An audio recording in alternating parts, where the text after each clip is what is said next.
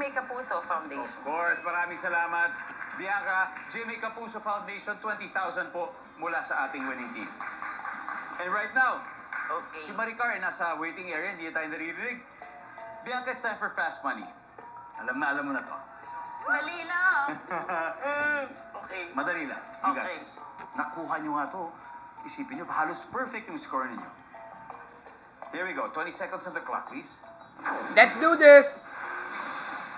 Kapag sinabing babaero, ilan kaya ang naging girlfriend ng isang lalaki? 12! 5. Pagkaing may ingredient na buko.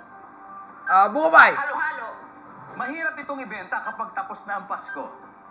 Lunar ornament! Pass. Christmas decoration! Dahilan ng pag-alis ng O, pero- babaeng artista sa showbiz. Walang Trophy. offer na trabaho. Pinupuntahan ng mga estudyante pag may field trip. The zoo! Nayong Or the museum! Pilipino. Oh, man! Bianca, Oh my God. tingnan natin kung ilang butas na nakuha mo. Pag sinabing babaero, ilan kaya ang naging girlfriend ng lalaki? Sabi mo, 5. Parang konti yata na.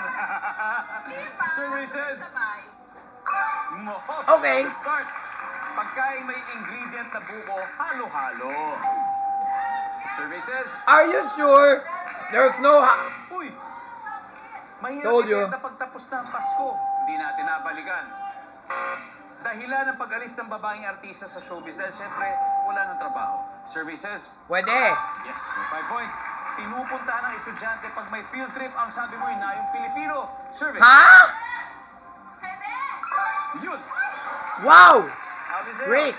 Not bad at all, Bianca. Balik muna tayo. And let's welcome back Maricar.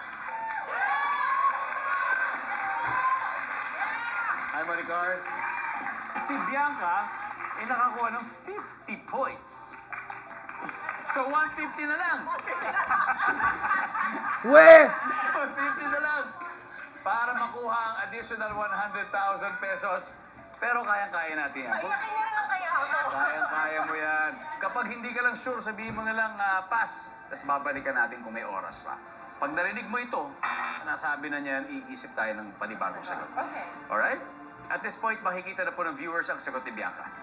Give me 25 seconds on the clock. Kapag sinabing babaero, ilan kaya ang naging girlfriend ng isang lalaki? Go. 20. We! Kaing may ingredient na buko. Buko pie. Correct! Itong ibenta kapag tapos na ang Pasko. Parol. Dahil Exactly! lang ng babaeng That's what artista I'm sa looking showbiz, for. Nabuntis. Pinupuntahan ng mga estudyante pag may field trip. Perya. Nice!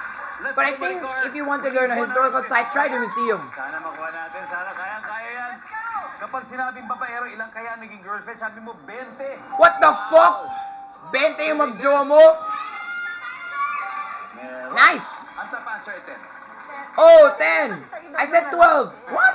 A dozen? Weird. Pagkain may ingredient na buko. Ang sabi mo?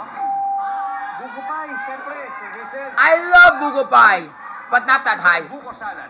Mahirap ibenta pag... Oh, that's the one I was Sabi thinking mo, about. Parol. Ang sabi ng survey. Top answer to, I swear.